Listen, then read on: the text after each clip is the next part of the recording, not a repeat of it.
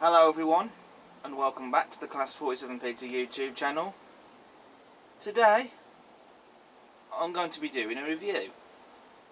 It has been a while since I last did shall we say, a full in-depth review on a model. So in today's video I'm going to be doing another, because it has been a while since I did one.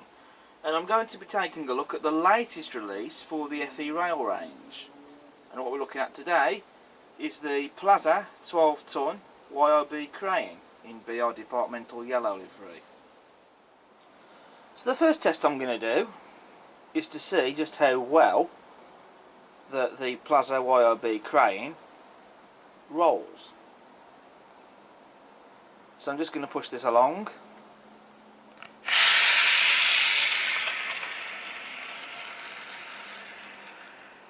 And that's gone just to the tunnel mouth down there.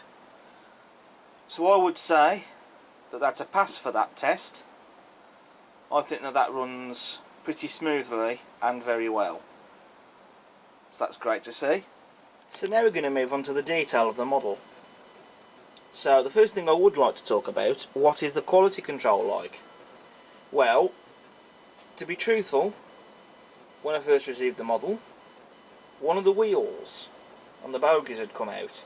I'm not too sure how that happened, but that's just one of those things that does happen sometimes. Not a great start there perhaps when I first got the model, but all I had to really do was to just fix it back into the bogie again. That was really it. There's no damage done to the model or anything. None of the detail parts look to be incorrectly or poorly fitted. So making a start with the detail, firstly, as standard, we have slim tension lock NEM couplings, and on this model we have non-sprung buffers. I personally don't mind that the buffers aren't sprung. However, it does seem that these buffers are plastic and not made of metal. It would have been nice if they had been made of metal, but regardless though, I don't mind that they're not sprung, and you know, even if they are made of plastic, the detail on them isn't bad. Then moving to the front of the crane, we have separately fitted and painted lamp irons, and also on the front we have the headlights.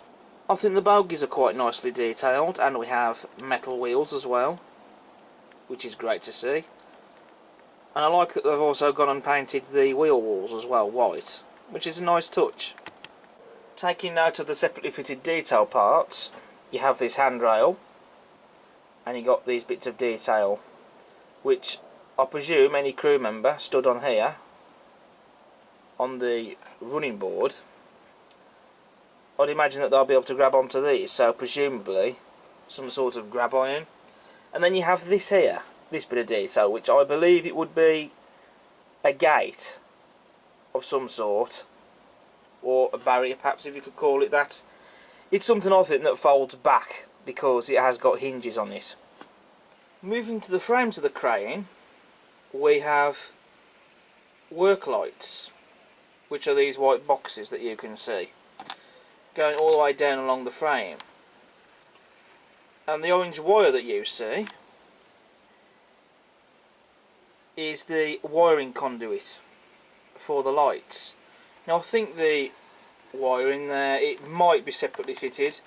I have had a closer look at it, and to be honest, it is hard to tell whether it's separately fitted or moulded. But even if it is moulded, I'd say it's pretty cleverly done. Inside of the cab, we've got glazing. The window wiper, you can see there, that's a separately fitted detail part. And we have separately fitted handrails as well on the cab. And the detail inside the cab has not been left out. As you can see there, it has been painted, and I think that looks very nice. On the crane arm there is some moulded detail there, especially with that cable in there, although on the end just there it has been picked out and painted black. And then you've also got that little light there. Doesn't work, as you can see there, the lens on there has been painted, but I don't mind that that light doesn't work. But on the crane arm we also have some separately fitted detail parts as well. We also have footsteps present, and we've got the brake wheel, and those detail parts are separately fitted. Just thought I'd show you this separately fitted bit of glazing in the rear of the cab, and also again separately fitted window wiper. Now just have a look at this detail. These are the hydraulic pipes, and you've also got the cables as well. Now all this detail is all separately fitted, none of it's moulded, and the way it's done is just absolutely fantastic. The crane arm itself, or jib, however you choose to call it, is static on this model, so it cannot move. But I don't really mind that personally, because on my layout I don't think I could really justify having the crane arm move, to be honest. But I'm fine with that. I'm more than happy to just have this crane being hauled around the layout in engineering trains. But the way they've done the hydraulic pipes and the cabling, I think, is just absolutely exquisite. It really is. And I especially love the way that they've had these cables going into that winch there. I mean, that just looks absolutely fantastic. Especially when you can actually see it from this angle. It does look stunning. And just in front of this handrail, you've got that drum there as well. That's a separate bit of detail, and it's been rather nicely painted, I think, as well. Now just have a look at all this other detail, all these cables and pipes underneath the jib. I mean, that just looks stunning. Then you have got some separately fitted handrails there, as you can see, and then you have separately fitted handrails on the sides there, and you've got that drum there, and then you have the exhaust, and then you've also got the exhaust pipe. Again, separately fitted bits of detail. And then you've got this, which, shall we call it a cabinet, and you've got these vents all on these doors, as you can see. That's what they would be in real life. And because this crane was self-propelling, I'm assuming what might be in here is possibly a generator, I think, perhaps. And then at the top there you can see a separately fitted handrail. Then you have the diesel tank, which is under the frames in between the bogies, as you can see. That's quite nicely detailed, I think, because these cranes, they are self-propelled. So they would have an engine or generator even of some sort to propel them. Talking you through some other details, in the centre, just here, we have the diesel engine, and to the right we have the hydraulic oil for the crane. Now, I should say that, to be honest, with these Plasser cranes, I'm not really all that knowledgeable on them. I have had to research some of these bits. I have had to ask around so people could tell me what they were, because I don't really know enough about these Plasser cranes, if truth be told. So I do thank those who have helped me out, because like I say, I don't really know enough about the prototype, to be honest. We also have this little box here just in front of where the engine would be, and I think, from what I gather, from what I've been told, it could be the engine's battery. And any other boxes this crane has would be for storing chains, straps and other lifting apparatus. A couple of other things I have noticed on this model. First of all, the NEM pockets. They are a different style to what I've usually seen. There are pockets there so you can still replace the couplings. And also these couplings look to use the kinematic style couplings. And I will quickly take you through the accessory bag. In here you have some air pipes and dummy screw link couplings. Moving to the finish of the model, and I have to say, I think the livery application on this is pretty well done. I can't find any blemishes or imperfections anywhere. A very smooth, even coat of paint. Very smooth finish. And also we have various other printed bits of detail, such as the BR double arrow logos on the front, which you can just see. You got SWL 12 tons on the crane jib, as well as Plasser and Thura, also printed on there. And you got various other bits of information as well, and some overhead warning flashes here and there. Not to mention the hazard warning stripes as well, just on the end of the crane there. Obviously it does have a plastic finish to it because it is made of plastic, so obviously it does have that plastic look to it.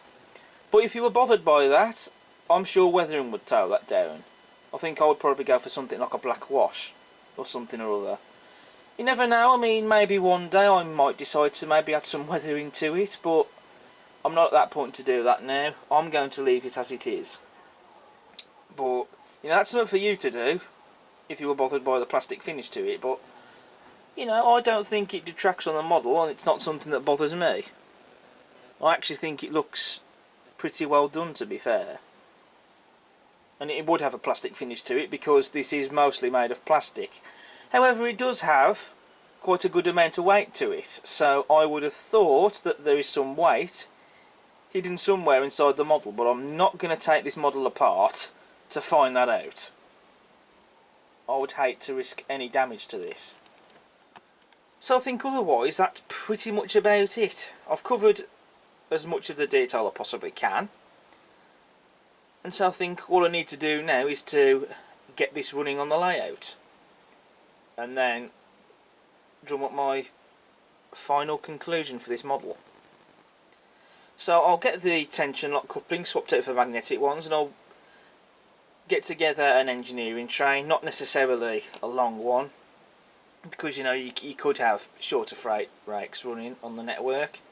There's something you do see, you know, just to make up an engineering train with this in the consist, or by a locomotive. So I'm looking forward to getting this running. So we shall see you in a bit.